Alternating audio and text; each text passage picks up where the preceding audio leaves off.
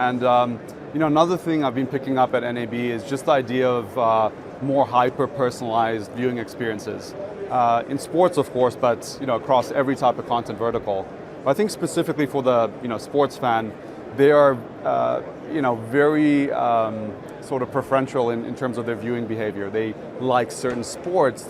Some people like to tune in for the full game. Some people like to tune in for just the last couple of exciting minutes. So I think the more personalized the service can really lead to further user engagement, and that's going to be I think important trend to follow in the industry for the next few years.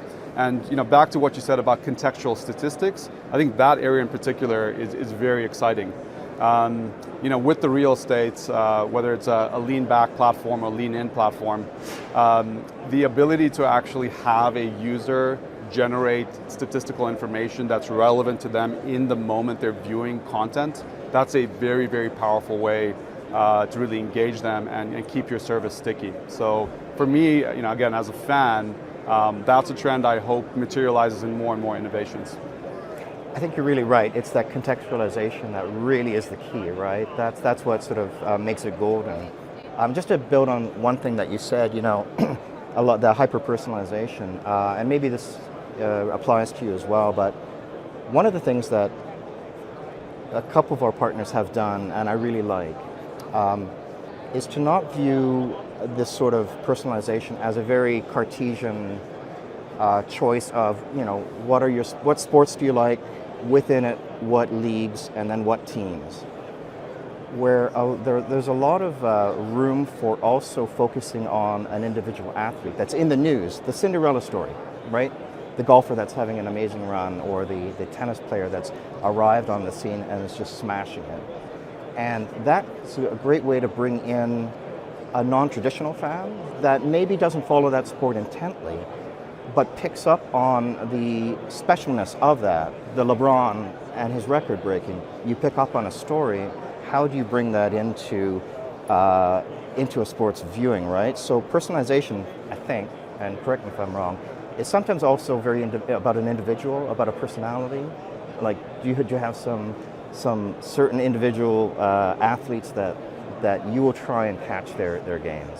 Yeah, no, I absolutely agree with you. I mean, in my case, someone like Rafael Nadal, if there was more contextual statistics, content related to him as a player within the tennis world, that would be something I would certainly be drawn to. And I think sort of the celebrity in sports is being sort of monetized further and further and further. When you sort of think about some of the content that Netflix has launched, whether that's Full Swing or Breakpoints, clearly, they're trying to drive audience engagement for folks who may have not necessarily been drawn to that sports, but once they start sort of seeing the behind the scenes and the athlete engagement and what it takes to actually train and be successful at their craft, suddenly you're unlocking a whole bunch of new viewership. So that's definitely another exciting area to sort of follow.